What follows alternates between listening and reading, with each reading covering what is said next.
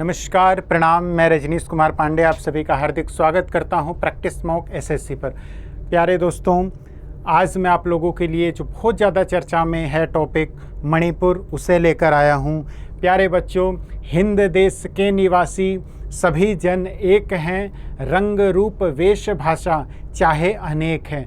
इतनी सुंदर पंक्तियां हमारे देश के लिए लिखी गई हैं, फिर भी देश में आए दिन किसी न किसी रूप में विवाद उभर कर सामने आते हैं, चाहे वो ज़मीन को लेकर हो, रिजर्वेशन को लेकर हो, जातिगत मुद्दे हों, बहुत सारे मुद्दे। ऐसा ही एक मुद्दा जो कि बहुत ज़्यादा चर्चा में है, ठीक है, वो है मणिपुर को लेकर। प्यारे दोस्तों, जो एक दो दिन पहले देश में जो घटना का जो वीडियो आया आप सभी ने देखा, देश भर में इसे लेकर जो है गुस्सा है, रोष है।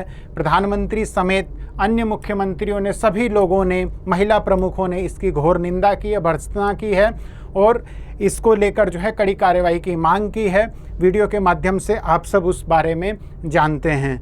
हालांकि जो भी दोषी हैं उन चारों दोषी को पकड़ लिया गया है और उन्हें जो है मृत्युदंड की सज़ा भी उनके लिए दे दी गई है, ठीक है। दोषी कोई भी हो, किसी भी कम्युनिटी का हो, अगर इसने ऐसा घोर कृत्य किया है तो सज़ा जो है उसे कड़ी से कड़ी सज़ा मिलनी चाहिए। प्यारे दोस्तों, मणिपुर के बारे में हम कुछ बातें जानते हैं। मणिपुर क्यों जानना चाहिए हम लोगों को, और हम आज किस वजह से मणिपुर को जान रहे हैं। भारत के प्रथम प्रधानमंत्री पंडित जवाहरलाल नेहरू जी ने मणिपुर को लैंड ऑफ ज्वेल्स बोला था, मतलब लैंड ऑफ जेम्स बोला था, मणियों का देश। इसी कारण इसका नाम मणिपुर पड़ा। कैसे कैसे मणि, मीराबाई चानू, ठीक है, मैरी कॉम, सुशीला चानू, ठीक है, इरोम शर्मिला, कैसे कैसे कितने मतलब कितने अच्छे अच्छे जेम्स इसने जो है भारत को दिए, ठीक।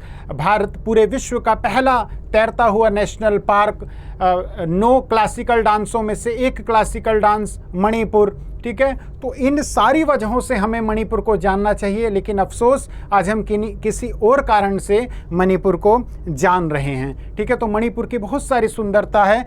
इस टॉपिक के माध्यम से इस सेशन में मणिपुर में जो भी चल रहा है वो सारी चीज़ें मैं आपको आज कवर कराने की कोशिश करूंगा। प्यारे दोस्तों, मैंने आपको बताया मणिपुर क्यों चर्चा में है। मणिपुर के बारे में एक छोटी सी जानकारी आपको दी। मणिपुर बर्निंग, मणिपुर जो है जल रहा है, ठीक है। ये देखिए, ठीक, इस तरीके का जब दृश्य आता है तो मतलब दुख होता है। अगर मैं मैप के अकॉर्डिंग मणिपुर की लोकेशन करूं तो भारत के 7 सिस्टर कहे जाने वाले राज्यों में से ये मणिपुर की लोकेशन है। मणिपुर जो है यहाँ पर आता है, ठीक है। ये हमारा मणिपुर का मैप है, इसके बारे में समझेंगे क्यों जो है ये चर्चा में है। प्यारे दोस्तों, इसकी सारी चीज़ें हम एक एक करके जानेंगे मैप वाइज। आप देखिएगा, ये मणिपुर का है, ठीक है। देखिए कारण क्या था प्यारे बच्चों, क्यों मणिपुर चर्चा में है, हम समझेंगे।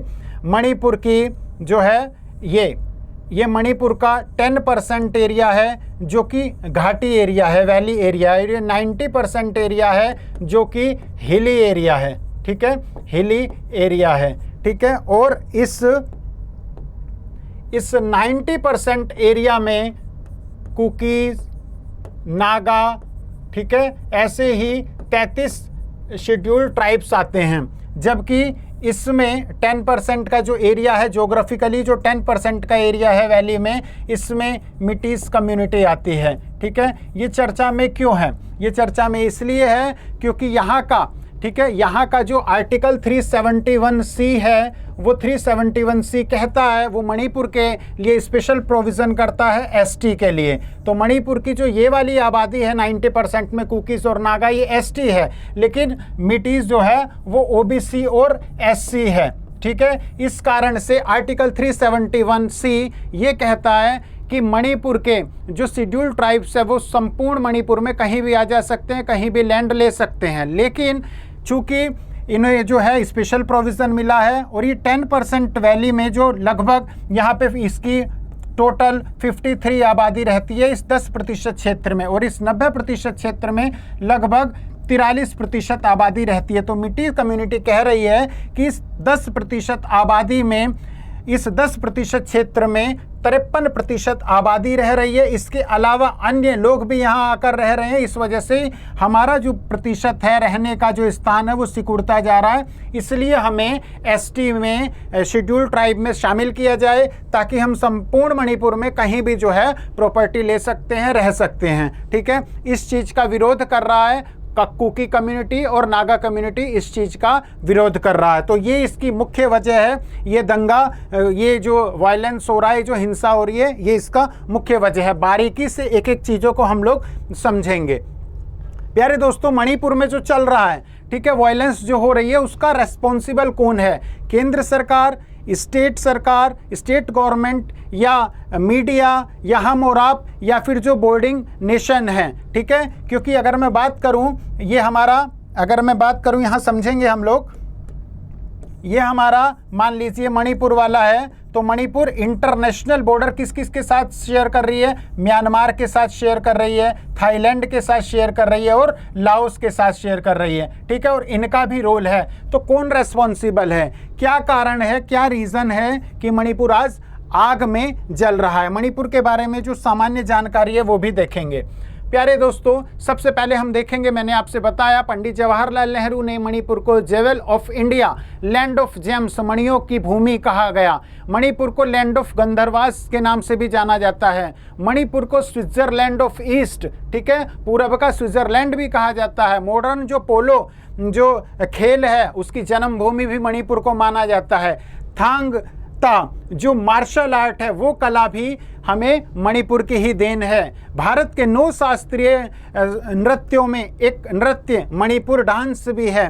विश्व का अकेला तैरता हुआ नेशनल पार्क वो भी मणिपुर में है। नाम क्या है इसका? केबुल लामजाओ। ठीक है, कृष्ण और राधा का प्रेम स्वरूप जो नृत्य रासलीला, ठीक है, वो भी मणिपुर की ही देन है।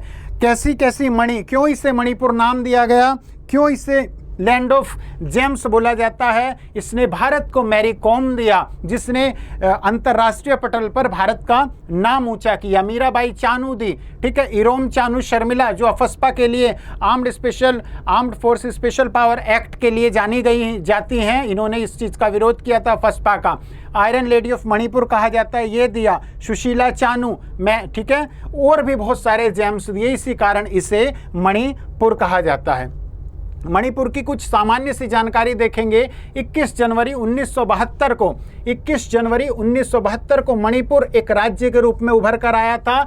1949 में मणिपुर को जो है हमारे भारत में मर्ज कर लिया गया था, विलय के थ्रू मर्ज कर लिया गया था, और 1949 से लेकर 72 तक ये एक केंद्र शासित प्रदेश यानी कि यूनियन टेरिटरी था। तो इसका इस्टेब्लिश 21 जनवरी 1972 को माना जाता है। कैपिटल इसकी इम्फाल है, और जो मैंने अभी 10% वाला एरिया बताया ये इम्फाल के अंतर्गत ही आता है। हाई कोर्ट भी इसका इम्फाल है। स्टेट लैंग्वेज मणिपुरी है।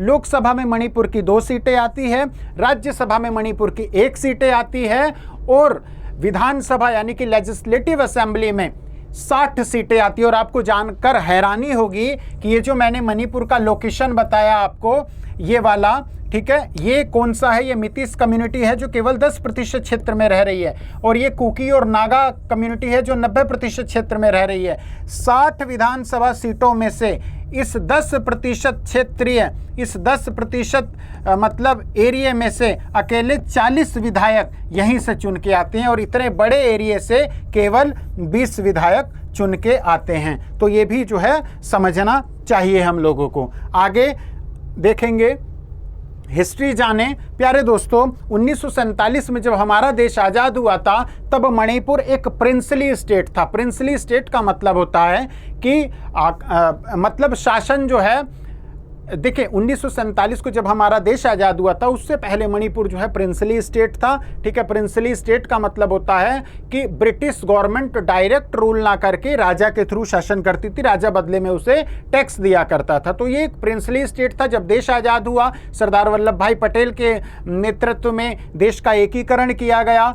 तो ये कंडीशंस रखी गई कि जो है वो किसी भी देश के साथ मणिपुर जा सकता है, स्वतंत्र रह सकता है, भारत में भी मिल सकता है। ठीक है, 1949 में जो है ये इंडिया के साथ मर्ज हो गया था। 21 सितंबर 1949 को ये भारत के साथ मर्ज हो गया था। 56 से लेकर 72 तक ये केंद्र शासित प्रदेश रहा था। ठीक है, 21 जनवरी 1972 से इसे पूर्ण राज्य का दर्जा दिया गया और जब से देश आज़ाद हुआ तभी से इसमें वायलेंस होता है। देखिए, कहीं भी अगर वायलेंस होता है, भारत के किसी भी क्षेत्र में वायलेंस होता है तो मोस्टली गिने चुने टॉपिक है उसी को लेकर होता है। सबसे पहले लैंड को लेकर, किस स्टेट में कौन सी भूमि किसकी है, दूसरा रिजर्वेशन को लेकर। ठीक है, और ये दोनों कारण मणिपुर से भी संबंधित है। तीसरा रिवर डिस्प्यूट भी होता है। ठीक है, बाउंड्री शेयर्स को लेकर भी होता है, कम्युनिटी डिस्प्यूट भी होता है, बहुत सारे कारण होते हैं, लगभग यही कारण होते हैं। ठीक है, इसके बारे में भी हम आगे बात करेंगे। ठीक है, तो वायलेंस कंटिन्यू जब से देश आज़ाद हुआ इस एरिया में वायलेंस देखा गया। 1980 और 2004 में इतना ज़्यादा वायलेंस हुआ और स्पेशली जो आज कारण है वही कारण उस समय था।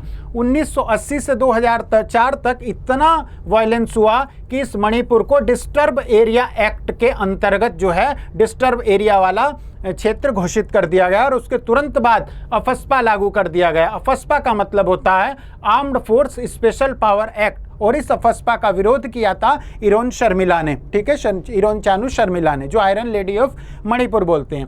अफस्पा का विरोध किया था। अफस्पा में बहुत सारे पॉइंट भी थे कि मतलब इसमें देखते ही गोली मारने तक का भी आदेश था। 2022 में आगे जैसे जैसे समय बीतता गया, जिस जिस एरिया में ये डिस्टर्ब वाली चीज़ें सही होती गई, तो जो है 2022 में अफस्पा को पूरी तरीके से हटा दिया गया। अब हम बात करते हैं कि क्यों मणिपुर सबसे ज़्यादा चर्चा में है। प्यारे दोस्तों, 2 दिन से ज़्यादा चर्चा में है जब से वो वीडियो प्रसारित हुई। ठीक है, लेकिन ये हिंसा लगभग 83 दिनों से कंटिन्यू है। ठीक है, इस हिंसा में 150 लोग मारे जा चुके हैं, हजारों की संख्या में लोग घायल हुए हैं, 50,000 लोग जो है अपना घर छोड़कर जा चुके हैं और हजारों की संख्या में लोग जो है रिलीफ कैंप में रह रहे हैं। ठीक है, जब मैंने आपको बताया जो ये वायलेंस है उसकी वजह लैंड और रिजर्वेशन ही है। यहाँ तक कि सुप्रीम कोर्ट ने ये ऑर्डर दिया है सेंट्रल गवर्नमेंट को कि आप जल्दी से उस स्थिति को सही कीजिए और आपसे नहीं होता है तो फिर हमें हस्तक्षेप करना पड़ेगा। तो सुप्रीम कोर्ट भी इस पूरे मामले पर नज़र बनाए हुए है। अब समझते हैं ये पूरा एंगल क्या है। प्यारे बच्चों, इसे समझने के लिए सेम मैंने आपको बताया, इसे हम एक एग्जाम्पल के थ्रू समझेंगे। मान लीजिए ये पूरा बिहार है और ये इतना एरिया पटना है। ठीक है, तो पटना के लोगों को ये बोला गया है कि आप जो है पटना के बाहर भूमि नहीं ले सकते, लेकिन जो बाकी बचे लोग हैं वो आके पटना में जो है भूमि ले सकते हैं। तो लोगों में मतलब गुस्सा या गतिरोध होगा। ठीक है, मतलब रूल्स रेगुलेशन मैनेज करना कंट्रोल हो जाएगा। ठीक, और बाकी जो अदर एरिया है इन लोगों को ये बोला गया है कि आप लोग यहाँ तो रह सकते हैं, आप जो है यहाँ भी भूमि ले सकते हो। तो इन वाले लोगों के साथ, पटना वाले लोगों के साथ समस्या क्या होगी, इनके खुद के लिए भूमि कम है और बाहर से लोग आ रहे हैं तो ये एरिया श्रिंक होगा। सेम एज कंडीशन है यहाँ पर मणिपुर के साथ। इस 10% एरिया में, इस 10% जोग्राफिकल एरिया में 53% लोग रह रहे हैं। एरिया सिकुड़ता जा रहा है, यहाँ के लोगों के लिए कम पड़ रहा है और ये वाले लोग भी इसमें आ रहे हैं। ठीक है, ये वाला एरिया देखिए समझेंगे, ये वाला एरिया जो है ये इम्फाल में आता है। ठीक है, इम्फाल मणिपुर की राजधानी। इस 10% वैली एरिया में ये पूरा मणिपुर है, इसके 10% वैली एरिया है, बाकी का ये 90% हिल एरिया है। इस 10% एरिया में जो है मिथिस कम्युनिटी रहती है और ये जो है कहीं ना कहीं जब वैली एरिया है तो मोस्टली फैसिलिटीज यही होगी, लाइक हॉस्पिटल, एजुकेशन, इंस्टीट्यूट। इस 10% एरिया में ओबीसी, एससी लोग रहते हैं। पूरे मणिपुर का 53% लोग जो है इसी 10% क्षेत्र में रहते हैं और ये जो है मोस्टली हिंदू है। मैंने आपको बताया 60 एमएलए में से 40 एमएलए इस 10% क्षेत्र से आते हैं। बाकी बचे हुए 90% जो कि हिली एरिया है वहाँ पे 43% लोग रहते हैं, जिसमें कुकी, नागा और 33 अन्य ट्राइबल लोग जो है रहते हैं। और ये लोग जो है ये क्रिश्चियन है और इन्हें जो है एसटी का दर्जा प्राप्त है। इन लोगों के पास एक प्रिविलेज ये है कि ये जो है कहीं भी संपूर्ण मणिपुर में कहीं भी भूमि खरीद सकते हैं, ले सकते हैं, रह सकते हैं। प्लस ये एसटी हैं तो इन्हें रिजर्वेशन मिला हुआ है गवर्नमेंट जॉब और इंस्टीट्यूट में। ठीक है, आर्टिकल 371C मणिपुर की एसटी कम्युनिटी को के लिए स्पेशल प्रोविजन करता है लैंड रिफॉर्म एक्ट को लेकर, ठीक है। क्या कि ये संपूर्ण मणिपुर में कहीं भी जो है जो एसटी होगा वो कहीं भी जमीन ले सकता है। रिजर्वेशन की बात करें तो भारत में ओबीसी, एसटी, एससी इन 3 समूहों को जो है रिजर्वेशन है। अब बात करें कुकी, नागा वाले लोग और मितीस लोग की, इन दोनों के मध्य जो है प्रॉब्लम क्या है। इसकी शुरुआत वायलेंस की हुई क्योंकि जो ये मितीस कम्युनिटी है ये डिमांड कर रहा है कि आप जो है हमें भी एसटी में शामिल करो ताकि हम इस 10% एरिया से निकलकर 100% एरिया में रह पाएं, क्योंकि ये 10% एरिया हमारे लोगों के लिए कम पड़ रहा है और अदर लोग भी आ रहे हैं, इसलिए एरिया जो है श्रिंक हो रहा है, ठीक है। जबकि कुकी और नागा कम्युनिटी के लोग ये कह रहे हैं कि मिती लोग चूंकि वैली एरिया में रह रहे हैं इसलिए वो पहले से ही स्ट्रॉन्ग है, ठीक है। पॉपुलेशन उनकी सबसे ज़्यादा है, गवर्नमेंट में उनका सबसे ज़्यादा रोल है, 40 विधायक उन्हीं के ही हैं। इम्फाल कैपिटल वाला एरिया है तो हर तरीके से सुविधा उन लोगों के पास है, सारी फैसिलिटीज़ है, एजुकेशन है। अगर आप मितीस को एसटी कम्युनिटी में डाल देंगे तो जो हमारे लिए बची खुची जो भी चीज़ें हैं वो फिर कहीं ना कहीं हमारी वो चीज़ें डिस्टर्ब होगी, तो इसलिए ये ज़्यादा चर्चा में है। अब देखिए रीज़न क्या क्या रहा, इस विरोध का क्या क्या रीज़न रहा, इससे थोड़ा सा पास्ट में हम लोग समझेंगे। देखिए इसकी शुरुआत हुई लगभग 83 दिन पहले, ठीक है। देखिए मितीस जो कम्युनिटी है वो शुरू से ही, मितीस कम्युनिटी शुरू से ही ये मांग कर रहा है कि आप जो है हमें शेड्यूल्ड ट्राइब्स में शामिल कीजिए, जिसका विरोध हुआ। 2013 से ही इसने रिक्वेस्ट की थी कि आप जो है हमें एसटी में यानी कि शेड्यूल्ड ट्राइब में शामिल करो।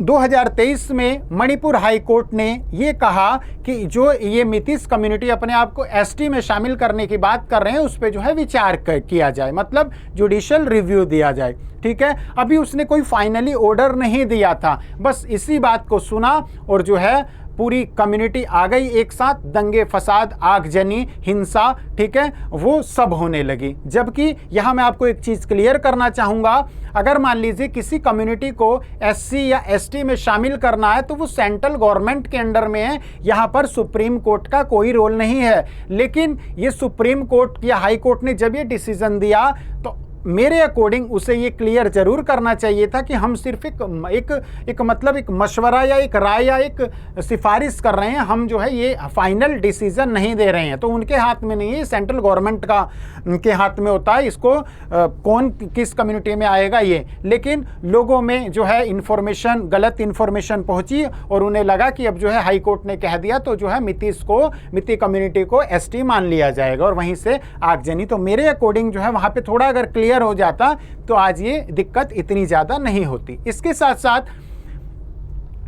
जो है अवैध जो अतिक्रमण है वो भी इसका दूसरा रीजन बना। कैसे रीजन बना? देखिए जो ये वाला एरिया मैंने आपको बताया, ये वाला जो हिली एरिया है 90%, यहाँ पे क्या होता है, यहाँ पे फॉरेस्ट है मणिपुर के, ठीक है, गवर्नमेंट की प्रॉपर्टी है। तो मणिपुर गवर्नमेंट ने इसे जो है जंगलों को खाली कराना शुरू कराया, अपनी जो उसकी जो संपत्ति थी उस पर जो अवैध अतिक्रमण थे वो कराना शुरू कराया, जंगलों को कंट्रोल में ले लिया, गांव खाली कराए गए। इससे कुकी लोगों को ये लगा कि गवर्नमेंट जो है अब हमें यहाँ से हटा रही है, यानी कि जो हमारा एसटी वाले जो हमें प्रिविलेज मिले हुए थे वो कहीं ना कहीं हमारे अब जो है उन चीज़ों का हनन हो रहा है। जबकि गवर्नमेंट ने ये इसलिए खाली कराया था या फॉरेस्ट जो वहाँ पे है ये बाधित हो रहे थे, प्रॉपर्टी को कंट्रोल में किया जा रहा था, गवर्नमेंट प्रॉपर्टी को। और ये भी पता लगा था कि जो ये हिली एरिया है यहाँ पर जो है हथियारों की आवाजाही हो रही है, ड्रग का धंधा चल रहा है, तो इस वजह से गवर्नमेंट एक्टिव हुई थी।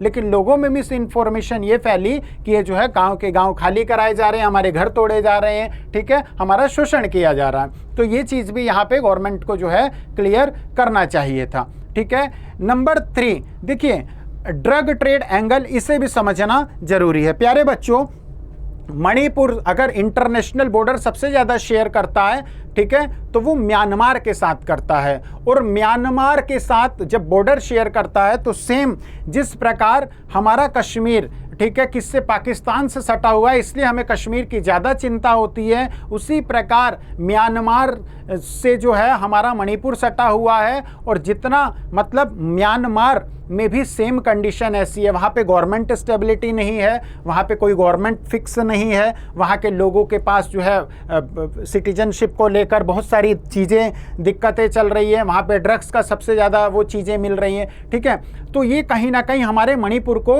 इफ़ेक्ट कर रही है, तो ये भी एक बड़ा रोल है, ठीक है। म्यांमार, लाओस, थाईलैंड, इन तीनों को साउथ ईस्ट एशिया का गोल्डन ड्रग एंगल कहा जाता है। इनमें जो है सबसे ज़्यादा ड्रग सप्लाई की जाती है और ये इसमें मणिपुर का म्यांमार का सबसे ज़्यादा रोल है। और चूंकि म्यांमार हमारे मणिपुर से बॉर्डर को शेयर कर रहा है, इसलिए मणिपुर भी जो है थोड़ा सा हमें या इस वाले एंगल को भी समझना चाहिए। इसीलिए हम जो है मणिपुर को गवर्नमेंट जो है यहाँ पे अपने कंट्रोल में सारी चीज़ें ले रही थी, चेक करा रही थी कि कहीं ये ड्रग वाला जो ये गोल्डन ट्रायंगल है ये कहीं प्रभावित तो नहीं हो रहा है हमारा मणिपुर इससे, ठीक है। लेकिन गलत इन्फॉर्मेशन गई। मणिपुर की बात करें तो मणिपुर में जब भी इस तरीके की कोई वायलेंस होती है कंट्री में, किसी भी स्टेट में, ठीक है, किसी भी क्षेत्र में, सबसे पहले 144 लगाया दिया जाता है। ज़्यादा लोग जो है मीटिंग नहीं कर सकते, रोक टोक पे, ठीक है, राइट टू मूव हमारा जो है ख़त्म हो जाता है, कर्फ्यू लग जाता है। इसके साथ साथ मणिपुर की बात करें तो मणिपुर की इतनी गंभीर स्थिति है कि आर्टिकल 355 के तहत मणिपुर की जो सिक्योरिटी है वो सेंट्रल गवर्नमेंट ने अपने हाथ में ले ली है, ठीक है, और शूट एंड शाइट का ऑर्डर भी दे दिया है। तो विकट स्थिति हो चुकी है, इसलिए मणिपुर को जो है जानना समझना बहुत ज़्यादा जरूरी है। मणिपुर में आर्मी आ चुकी है, इंटरनेट पूरी तरीके से बंद है, ठीक है, और स्कूल कॉलेज, एक तरह से राइट टू एजुकेशन भी मणिपुर में डाउन है। इंटरनेट, हालांकि ये सारी चीज़ें जहाँ दंगा होता है रोकना जरूरी है। स्कूल कॉलेज खोलेंगे, बच्चे प्रभावित होंगे, ठीक है, और भी हिंसा बढ़ सकती है, इंटरनेट के माध्यम से हिंसा को और बढ़ाया जा सकता है। तो ये रोकना जो है, इस तरीके के जो अगर रोक लगाई गई है तो वो उचित है। सॉल्यूशन की बात करें तो इसका लास्ट सॉल्यूशन प्रेसिडेंट रूल है। अगर मैं प्रेसिडेंट रूल की बात करूं तो आर्टिकल 356 के तहत, 356 के तहत यदि राज्य सरकार संवैधानिक तंत्र की विफलता हो जाती है, अतिक्रमण हो जाता है, ठीक है, राज्य सरकार उस राज्य की संवैधानिक स्थिति को कंट्रोल नहीं कर पा रही है, फेल्योर होता है, तो वहाँ पे प्रेसिडेंट रूल लगा दिया जाता है। 1951 से लेकर 2009 तक 10 बार प्रेसिडेंट रूल लगाया जा चुका है, ठीक है। ये आर्टिकल 355 मैंने बता दिया।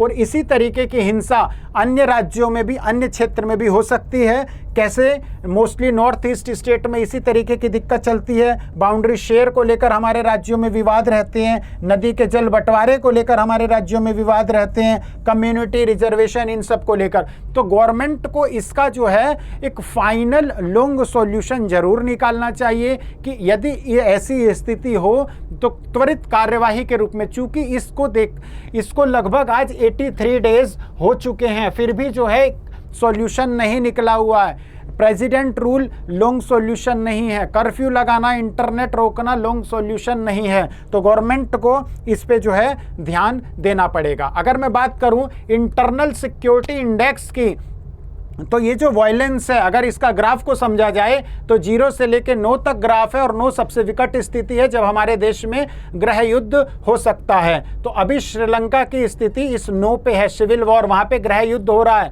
ठीक है। 0 सबसे सेफ, 9 सबसे खराब। तो श्रीलंका में इस समय सिविल वॉर है। अगर मणिपुर वाली केस को देखा जाए तो इसे जो है ग्राफ के अकॉर्डिंग 7 पे है। तो इस स्थिति को जल्दी से जल्दी जो है गवर्नमेंट को सॉल्व करना होगा, ठीक है। म्यांमार मैंने आपको बताया, ठीक है, तो इस पे जो है हम लोगों को ध्यान देना पड़ेगा। तो मैंने जो आपको बताया कि मणिपुर जो है हम लोगों को किस वे में जानना चाहिए, जेम्स के वे में। तो आशा करूँगा भारत से जो भी ये इस प्रकार की विवाद, हिंसा हो रही है, ये अब आगे ना हो, ऐसी प्रार्थना करूंगा ईश्वर से। और गवर्नमेंट से ये मतलब ये रिक्वेस्ट करेंगे कि इस मुद्दे का जो भी है त्वरित जो है एक समाधान निकाला जाए, एक लंबा एक उचित समाधान निकाला जाए, ताकि इस प्रकार की हिंसा यदि भविष्य में कभी होती है तो तुरंत जो है किस प्रकार उस हिंसा को रोक सकते हैं। तो ईश्वर से प्रार्थना कि जल्दी इस जो है विवाद का हल निकले और जो है भारत वही हिंद देश के निवासी सभी जन एक हैं, रंग रूप वेशभाषा सभी अनेक है। भारत को जाना जाता है अनेकता में एकता के लिए, ठीक है, भारत को जाना जाता है डाइवर्सिटी यूनिटी के लिए। लेकिन अफसोस पिछले 2-3 दिन से